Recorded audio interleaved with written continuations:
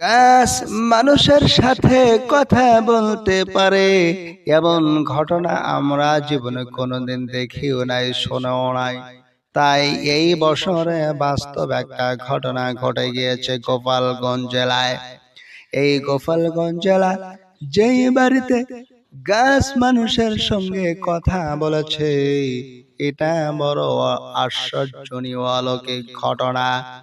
তবে আমরা কিতাবের মধ্যে পড়েছি আখিরি জামানার পয়গম্বর বিশ্ব নবী মুহাম্মদ সাল্লাল্লাহু আলাইহি সাল্লাম তার পাক জামানায় ঘোষণা করেছেন, কিয়ামতের পূর্বে পাথর কথা বলবে মানুষের সাথে, কিয়ামতের পূর্বে গাছ কথা বলবে মানুষের সাথে।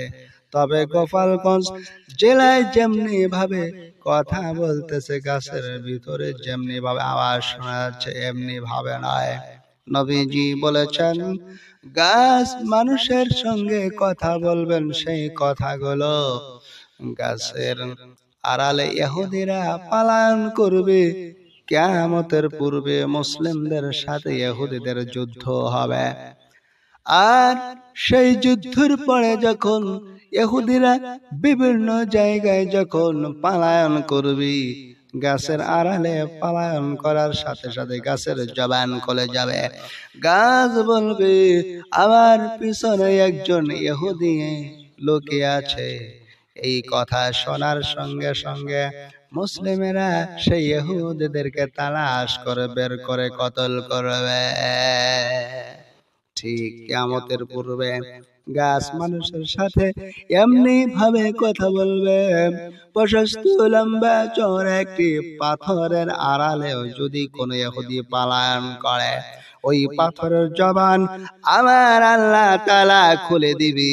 সেই পাথরের জবান খুলে যাওয়ার সঙ্গে সঙ্গে পাথরও বলবে, ওগো মুসলিমেরা, আমার পিছনে একজন ইহুদি পালায়ন করেছে।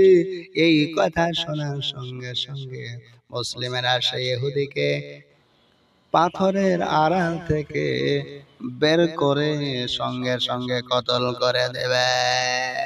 এমনি ভাবে পাথর মানুষের সাথে কথা বলবি, গাছ মানুষের সাথে কথা বলবে। এটা 100% চিরন্তন সত্য কথা। ও মুসলিম ভাইরা আমার, আপনাদের টেনশন হওয়ার কোনো কারণ নাই, টেনশন করার কোনো সুযোগ নাই। আগামী ভবিষ্যৎ হলো মুসলিমদের ভবিষ্যৎ। আগামী সারা পৃথিবী লিড দিবে মুসলিম শাসকেরা।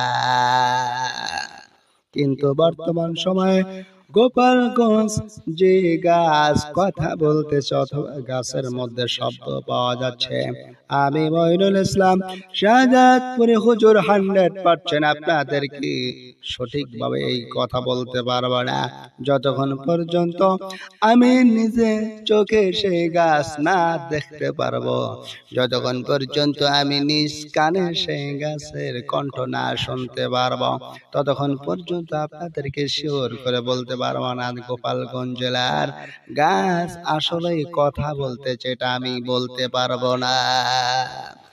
আমার ভাই, আমার এই দুনিয়ার জমিনে আমরা কে কয়দিন থাকবো কারো তো গ্যারান্টি নাই। আমার ভাইরা, আল্লাহর ইবাদত করতে হবে। আল্লাহর ইবাদত ছাড়া কিন্তু আপনার আমার কোনো রাস্তা নাই, কোনো অপশন নাই।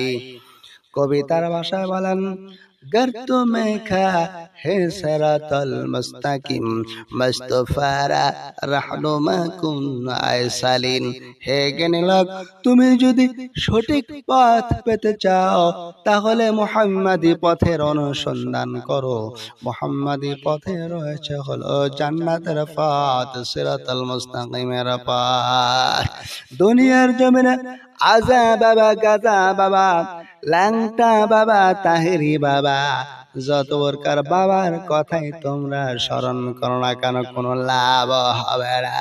সত্যিকার অর্থে স্মরণ করতে হবে হলো আল্লাহর স্মরণ, জিকিরুল্লাহ। আল্লাহর স্মরণ যদি তোমরা করতে পারো তাহলে আল্লাহ তাআলা তোমাদের স্মরণ করবে।